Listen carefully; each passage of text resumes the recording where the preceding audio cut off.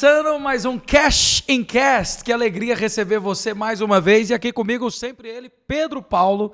Pedro, eu vou falar uma coisa. Esse episódio vai mudar o rumo do nosso canal. Com certeza, e da vida de muita gente também. Eu tenho certeza que ele, que é o nosso convidado, inclusive requisitado em todos os lugares, nos deu a honra de estar aqui no podcast e vai compartilhar de experiências que pouquíssimas pessoas poderiam falar com tanta propriedade. Porque experiência é uma coisa, agora conhecimento adquirido nelas é outra, né, Pedrão? É nem só isso, né? Ainda tem a questão de anos de vivência. São 40 anos de mercado financeiro que o Norton aí vai compartilhar aí um pouco com a gente hoje. Com certeza. E você já adiantou, o nome do nosso convidado é o Norton de Andrade Vieira Fritche. Falei certo, Norton? Bem-vindo. Obrigado, falou certo. Prazer estar aqui no Cash in Cast. Obrigado, Guilherme. Obrigado, Pedro. É um prazer, uma honra estar aqui com vocês, compartilhando esse momento. E um prazer e uma honra estar aqui podendo falar para a audiência de vocês. Show. Sempre uma alegria. Eu tenho certeza que você, que não conhece o Norton, vai ter que se aproximar do conhecimento da história dele para saber que pessoas como o Norton venceram etapas que a gente nem imagina, né, Pedro? Você já viveu metade das crises do mercado que o Norton já presenciou? Não, nem de perto. Com certeza não. Quando o Norton já era gestor, não era nem nascido. Meu pai. Então, assim, perto do Norton eu sou um Enzo aí, vai. Inclusive tem uma frase boa: nunca vi mar calmo fazer bom marinheiro, né? Então significa que o Norton é um bom marinheiro não só pelas tempestades que viveu, mas as conquistas mas que passou. Mas antes de falar da questão das crises, das turbulências, né? O Norton ele é gestor aqui da Blue Metrics Asset, né? E assim, Norton, eu queria que você começasse falando um pouco do seu trabalho, né? Da sua história. Fica à vontade. Muito bem. Primeiro falando das crises, né? O Brasil sempre foi cheio de crises, né, ao longo do caminho, e eu estou no mercado desde do início de 80. Uau. E a gente viu muita coisa e a inflação fazia a gente ter que se reinventar o tempo todo. Mas os momentos de crise eram sempre oportunidades, e grandes oportunidades de ganhos. E é isso que a gente mais aprendeu. Eu acho que eu faço parte de uma geração que viveu muitas transformações. Quando eu comecei a trabalhar, a gente trabalhava com máquina de escrever que não era elétrica ainda. Então você imagina a transformação que foi durante o telefone celular e agenda e vídeo e áudio. Gente, olha, eu acho que nenhuma outra geração em tão curto espaço de tempo vai viver tantas transformações como essa geração que pegou desde do zero, né, que era o lápis atrás da orelha, né, até o que a gente chegou de tecnologia hoje. Essa do pregão Viva Voz, né, da máquina de escrever Olivetti lá. Eu acho que até aquela ligação que você verificava o saldo da sua conta com uma voz eletrônica te falando, isso aí já é revolução. Isso já tinha sido uma revolução quando foi implantada as URAs, que era assim o auge, né? Tecnologia pura, né? Então, cada uma dessas foram conquistas importantes para o mercado e um crescimento muito bacana no mercado, de uma forma geral, não só no mercado financeiro, né? Mas o mundo foi se transformando e viver essa transformação é uma coisa muito, muito, muito bom. Enriquecedor, né? Enriquecedor. O Norton é da época que se cobrava folha de cheque em banco, hein? Inclusive a pessoa pagava e dizia aqui: eu assino um cheque para você. Quem que você conhece que assina cheque hoje em dia, Pedrão? Cara, só meu avô, cara. E ainda assim está com os dias contados, né? O Pix destruiu todas as folhas de cheque do mundo. E é bom demais ver o Norton contar essas histórias, porque nós sabemos que as transformações só começaram. Eu fico imaginando o que nós vamos viver daqui uns 20 anos, porque assim, a velocidade de transformação do mercado é uma coisa de louco. Eu nunca vi nada igual. É chocante, né? Você, por exemplo, do início, quando você começou a mexer com mercado financeiro, Pedrão, já mudou? Cara, mudou bastante, né? Para começar, da quantidade de investidores em bolsa, né? A gente tinha 500 mil CPFs, né? E hoje tem 4 milhões, vai. Quando você começou, era só 500 mil brasileiros, 500 mil brasileiros dentro da Bolsa. Dentro da Bolsa. E hoje nós temos aí 8 vezes mais, né? Mas assim, o Norton experimentou várias transformações, várias crises, né? A mudança para o real, né? A crise do .com, a crise imobiliária, né? Acho que e tem crise aí que eu não falei, né, Norton? Falei, Nossa Senhora! Esqueceu um monte! Agora, uma coisa interessante que para mim é assim, muito marcante, é que o Brasil sempre teve uma capacidade de superar uma crise entre sexta e segunda. Os planos econômicos, as mudanças, as guinadas de mercado eram feitas na véspera de feriado, mercado fechava, o governo mudava a moeda, soltava um plano econômico, e na segunda-feira todo mundo trabalhando de novo. Meu Deus! E isso foi uma coisa que, sim, uma transformação que serviu de exemplo para o mundo. Nós tivemos aqui no Brasil períodos que a inflação chegava a 2% ao dia.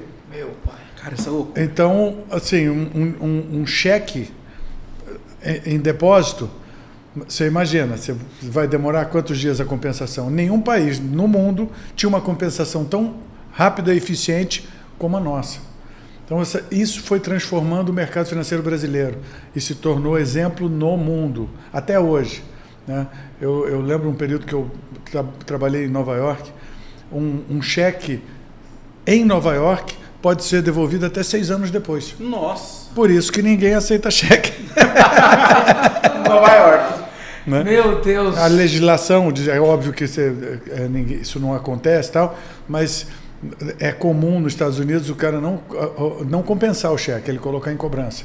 Porque depois que coloca em cobrança ele não pode mais ser devolvido. Então, ele não é compensado, como a gente, né, cada agência bancária colocava no final do dia em compensação 10, 15 mil cheques em compensação por agência.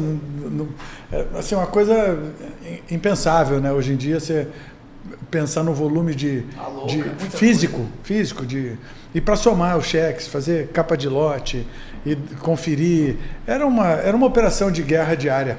Eu até acho assim, me permita, viu, Norton, explorar esse lado seu de conhecer uma época que nós não vamos viver, mas que mostrou a cultura brasileira. Porque, por exemplo, hoje em dia nós estamos seguindo aí essa crescente. Pedro Paulo falou que quando ele começou, 500 mil CPFs brasileiros na Bolsa.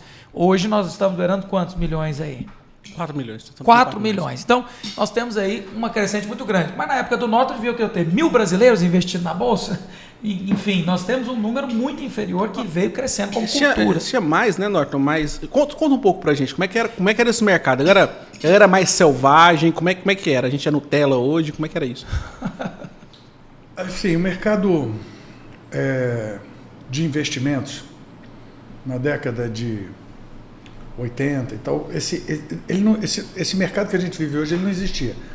Bolsa era um mercado para poucos institucionais ou pessoas que gostavam do risco de bolsa, ou algumas pessoas já iniciadas nesse mercado. Assim, era totalmente fora do radar de qualquer investidor pensar em investir em bolsa. Não era algo que estava não estava no cardápio. As pessoas tinham conta num determinado banco, investiam em CDB e RDB. E a caderneta de poupança. Né? E a caderneta de poupança. Ponto. Então, bolsa, até porque até hoje é um pouco assim, né? O mercado, sim, agora que evoluiu nos últimos 10, 15 anos, mas a gente olha, o Renan costuma dizer, a gente ainda tem uma piscina pequena, né? Com certeza. O volume de empresas, o nosso... Os produtos na prateleira, né? Torna a Bolsa ainda mais arriscado. Né? Você vê que há poucos dias atrás, por conta de um aumento de taxa de juros no Copom, ficou mais interessante para fundos de pensão a renda fixa, e muita gente entrou vendendo carteira de ações para garantir uma rentabilidade que cobre o atuarial pelos próximos períodos, e por conta de um movimento de alguns fundos de pensão, a gente teve uma queda forte né, naquela semana na Bolsa. Então você vê que a gente ainda tem uma piscina pequena, não pode todo mundo pular ao mesmo tempo que balança.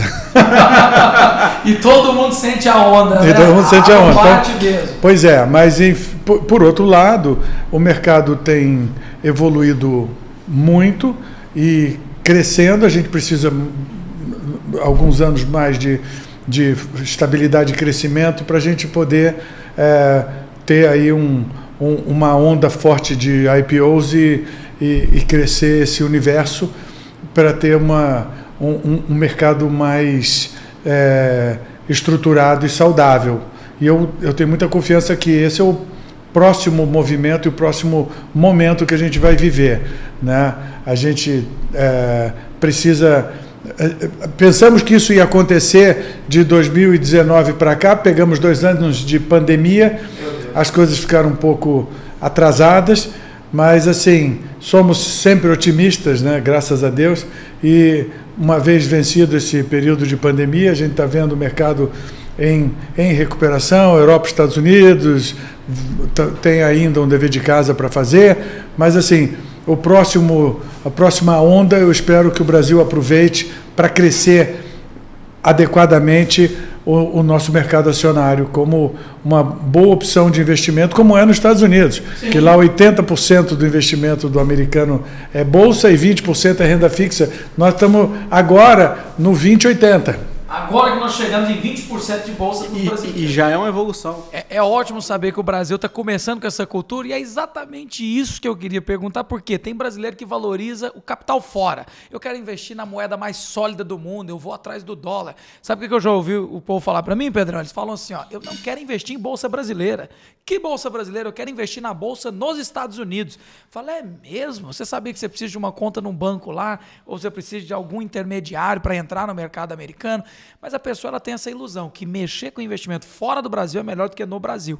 E aí eu estendo a pergunta para o Norton nesse seguinte sentido, porque as pessoas não sabem onde colocar o dinheiro e acham que bolsa de valores é cassino.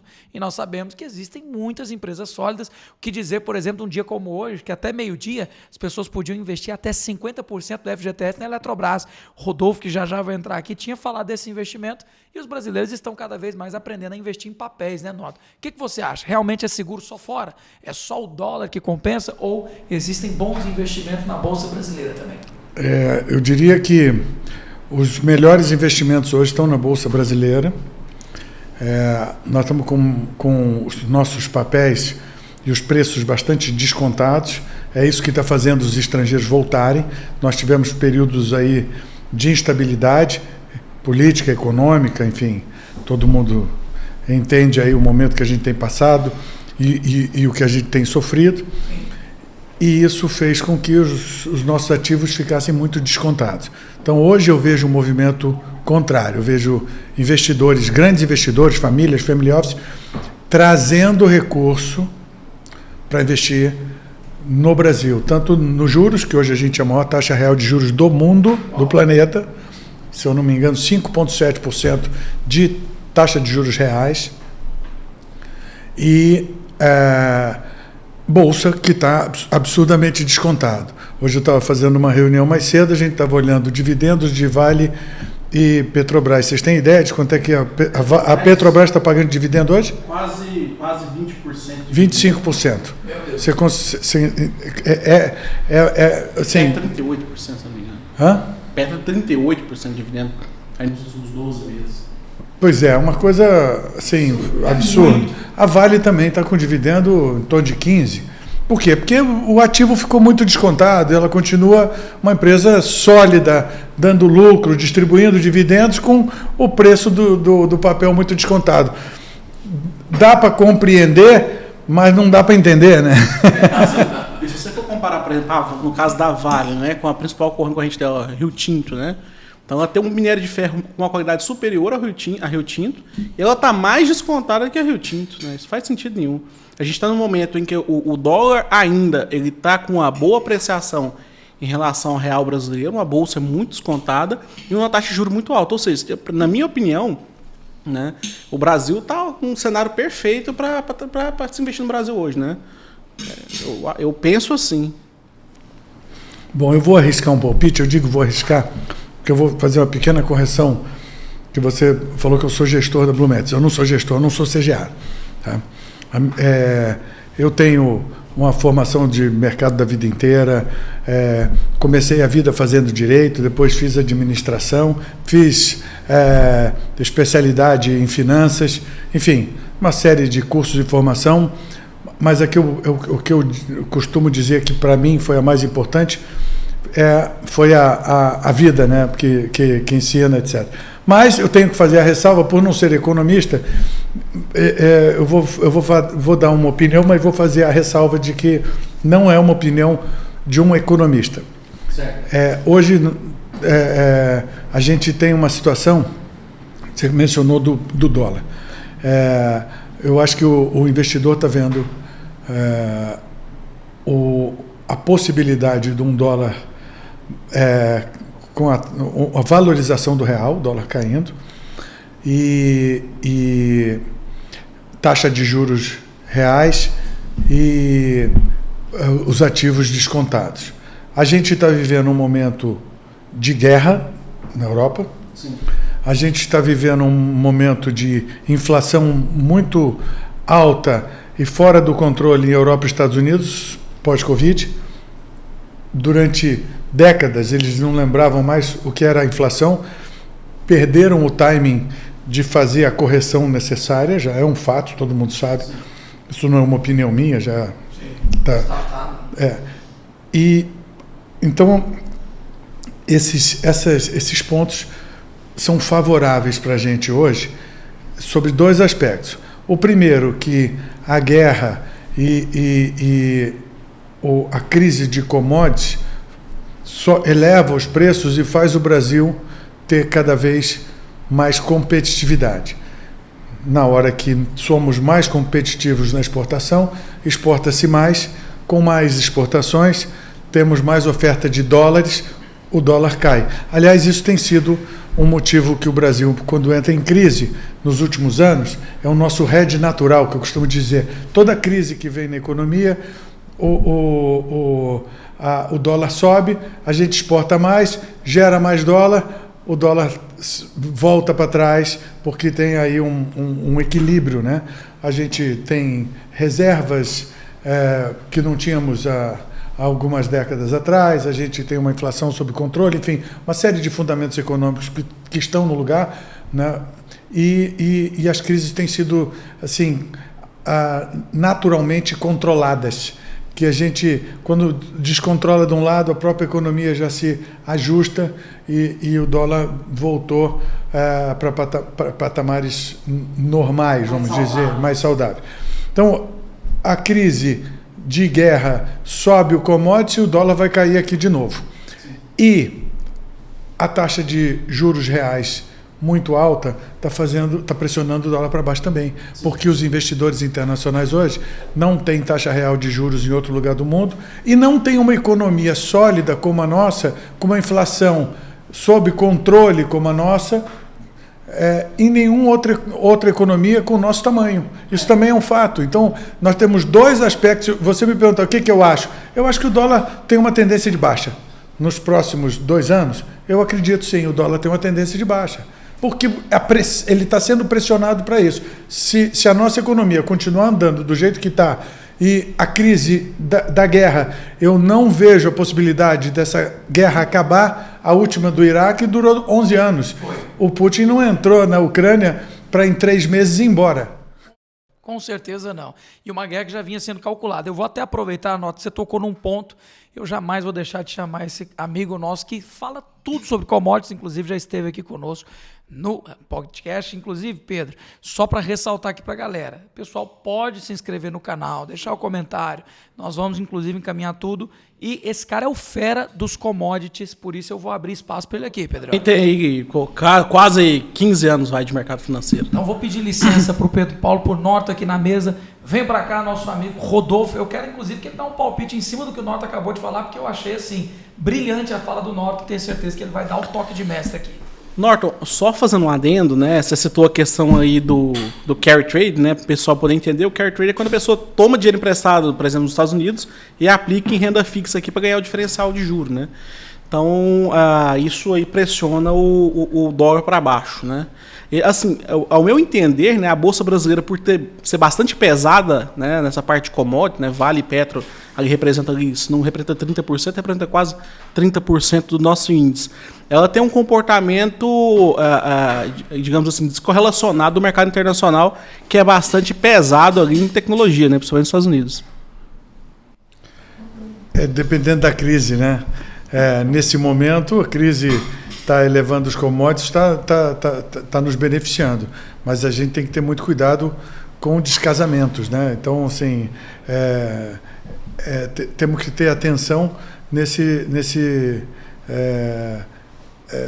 riscos, né? Por isso que eu sou sempre contra na Blumetrics, a nossa equipe não faz alavancagem, porque o risco dos descasamentos é sempre muito grande e os nossos clientes não são tão... É claro, a gente sabe fazer, pode fazer sobre encomenda para um cliente ou outro, mas não é uma coisa que está dentro do nosso dia a dia. Somos muito mais conservadores. Então, carry trade é uma coisa que a gente não recomenda aos nossos clientes, né? Isso vira muito rápido. Certo. Rodolfo, manda brasa. Bom, falando em commodities, uma das preocupações que eu tenho e vejo no Brasil hoje é em relação ao petróleo, né? E, consequentemente, ao diesel, né? A gente tem visto aí nas últimas semanas aí, a Petrobras, inclusive, divulgou, né, falando que o Brasil tinha aí 38 dias de diesel só em estoque. Isso seria muito ruim. Na minha visão, isso seria até pior, até que uma crise, uma greve dos caminhoneiros, né? Porque sem diesel você não vai ter caminhão e não vai ter mais nada, não vai ter... E piora muito o cenário de inflação. Né? E piora muito o cenário de inflação, muito mesmo, né? Então, a minha pergunta seria mais pensando sei lá, nos próximos 2 anos, talvez, pensando assim, né, um pós-eleição mais curto ali, o que você vê assim de cenário de inflação, vendo as commodities todas subindo muito, né? Inclusive puxadas aí pelo petróleo, que o petróleo é a mãe das commodities, né? Se sobe o petróleo, sobe o óleo de soja, sobe a soja, sobe o milho, sobe o etanol. Aí o milho vem por conta do etanol, e aí, enfim, é uma cadeia gigantesca. É um grande risco que a gente tem de perdermos o controle da inflação. Nós já vivemos isso no passado e esse é um problema bastante crítico e principalmente chega num momento que você tem a inflação por expectativa. As pessoas já começam a subir o preço na expectativa que o outro vai subir. Então, aí é que ela dá aquela disparada do gatilho que um sobre o outro, que nós não chegamos nesse momento ainda.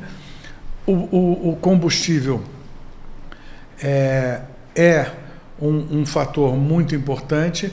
O governo tem se mostrado bastante preocupado com a questão dos combustíveis e eu acho que eles estão absolutamente corretos de estarem com essa preocupação. A falta de diesel por questões de logística não é a primeira vez que a gente vive, é grave, mas eu acho que a Petrobras tem muita competência e capacidade para contornar esse problema. Ou seja, eu não, assim, é claro, a gente está sempre sujeito a, como a gente estava comentando aqui no início, quem é que contava com Covid, né? Quando a gente achou que o negócio ia andar, veio um Covid. Tudo pode acontecer, mas esse seria um problema, vamos dizer, que precisa de logística e atenção, e eu acho que os nossos profissionais do mercado já estão atuando em cima. Então, eu não espero que isso seja, de fato, uma crise. Entendi. Deixa eu só aproveitar, a gente comentou um pouquinho sobre a questão do governo aí, tentar resolver um pouquinho essa questão da inflação, e agora está tentando reduzir aí a tarifa de ICMS para no máximo 17%, na questão dos combustíveis e tudo. Eu, olhando de fora, né, assim, como trabalhando no mercado financeiro, mas como um leigo perto do Norton, porque o Norton, enfim, é a enciclopédia do mercado financeiro, né? Na minha visão, isso tende a meio que estimular um pouco o consumo. Então, por exemplo, se você reduz o preço da energia elétrica através de uma redução de imposto, mais ou menos na margem ali você vai empurrar ali para um aumento de consumo. E aumento de consumo de energia elétrica, hoje está tranquilo, né? Porque choveu bastante, mas isso pode, lá na frente, até tentar empurrar um pouco o uso de termoelétricas, né? Então eu vejo um tanto quanto preocupante. Não sei qual que é a sua visão em relação a isso. Se isso não seria tentar abaixar a inflação agora meio que na marra, mas essa inflação daqui a pouco ela volta de novo. E até volta até um pouco mais forte, mais amarga, né? Eu não vejo dessa maneira. Eu vejo que nós temos um excesso de tributação, de fato, nos combustíveis, como nós temos no Brasil em diversas áreas, né? Vai tributar até o sol agora, ano que vem? Pois então, a gente reduzir tributo de forma definitiva, eu vejo com muito bons olhos, porque a gente, ao reduzir o tributo, não necessariamente você está reduzindo o PIB, muito pelo contrário, você pode estar estimulando o PIB. Nossa economia, nosso PIB em grande parte é consumo, né? Sim. Então, se você... 60% mais ou menos. Pois é. Então, assim, se reduzir o imposto do combustível vai estimular o consumo, parabéns, nós vamos melhorar o nosso PIB, né? Então, assim, uma coisa retroalimenta a outra. Eu sei que às vezes você tem uma crise que retroalimenta a outra, mas assim, uma redução de impostos, eu sempre vi com muito bons olhos e como uma retroalimentação saudável. Entendi. Norton, assim, para caminhar para o final aqui, a gente está um pouco preocupado, assim, a gente sabe que a inflação 12% no Brasil é o feijão com arroz. A gente está bem vacinado aí com essa questão da inflação. Mas, assim, lá fora, a Alemanha com 8%, os Estados Unidos também, né? Você acha que é possível aí vir uma recessão internacional nos próximos 2 anos? Pois é. Esse é um outro grande risco que o mundo hoje tem que administrar. Nós estamos falando dos 2 maiores mercados consumidores do mundo, Estados Unidos e Europa. Se não é o primeiro e terceiro, ou o primeiro e segundo, porque tem Ásia, eu não saberia lhe dizer agora. Mas, de qualquer jeito, assim, se esses 2 mercados entrarem em recessão, naturalmente o mundo todo entra em recessão. Sim. Né? Então, a gente navega hoje num momento, numa situação boa e favorável, desde que não venha, de fato, recessão. Por outro lado, se vier uma recessão, lembra, no início a gente estava falando que nas crises a gente tem que procurar as grandes oportunidades. Se vier uma grande recessão mundial, que bom que nós estamos na ponta de quem produz alimento. Com certeza. Porque esse eu garanto a vocês que é a única coisa que o mundo não vai poder deixar de consumir, junto com o oxigênio. A gente estava falando aqui de recessão, o clima ficou um pouco mais pesado aí. Eu até ia comentar com o Norton, pedir para ele falar uma palavra aí, um pouco mais de alívio ali, para a gente poder terminar o podcast um pouco mais tranquilo, né? Mas ele já comentou ali que para países que são produtores de commodities, como é o caso do Brasil, a situação vai ficar turbulenta, mas nem tanto, né? Pode ficar. Se houver uma crise internacional, não significa que vai ter. Surgem grandes oportunidades, a gente não vai estar numa ponta mais grave, mais crítica. Sim. Mas é claro que crises sempre são perigosas, a gente não sabe nunca as consequências e E nunca vem uma desgraça sozinha, né? Nada é tão ruim que não pode piorar. Pois é. Então, assim... Só que, assim, a gente não pode sofrer por antecedência, né? Nós temos que estar de olho nesses horizontes, no sol e na chuva, e ir se posicionando, sabendo que a gente pode ter que enfrentar tempos turbulentos novamente. A questão de diversificar a carteira, diminuir a descorrelação dos ativos, né? É aquela velha história, né? E tá com uma carteira adequada, né, ao perfil de investimento. Acho que é fazer a tarefa de casa mesmo. Bom, eu gostaria muito de agradecer a presença do Norton aqui, tá? Norton, obrigado aí pela presença do nosso Cash in Cash. O prazer foi meu. Espero que vocês tenham gostado. Se inscrevam e deixem as perguntas aqui embaixo. Um abraço. Valeu, obrigado, Norton, mais uma vez aí pela parceria de longo prazo. Eu queria até que você deixasse uma palavrinha final, só para a gente poder finalizar aí, que eu acho que ficou bem bacana. E, enfim, Norton é uma enciclopédia do mercado financeiro. É um grande professor. Enfim, passou aí por tudo que a gente viu no mercado financeiro, que eu tenho quase 15 anos de mercado. 5% do que o Norton já viu no estudo aí. E obrigado mesmo, Norton. Valeu. Eu que agradeço vocês a oportunidade de estar aqui. E o que eu posso dizer, né, como uma palavra final, é que eu sou muito otimista. Eu acredito que a gente vive um momento muito importante de mercado em termos de Brasil. Eu acredito no Brasil. Acho que a gente tem um momento muito bacana pela frente, com reservas cambiais, com controle de inflação, que me parece que a gente está conseguindo fazer o controle melhor do que o resto do mundo. Eu acho que a gente, com todas essas questões macroeconômicas, que eu não quero aqui me alongar em ponto a ponto novamente, a gente tem um momento bastante promissor pela frente. Então, incentivar a todos os ouvintes a olhar com carinho e com um pouco de otimismo o nosso mercado para os próximos meses. Obrigado, gente. Show!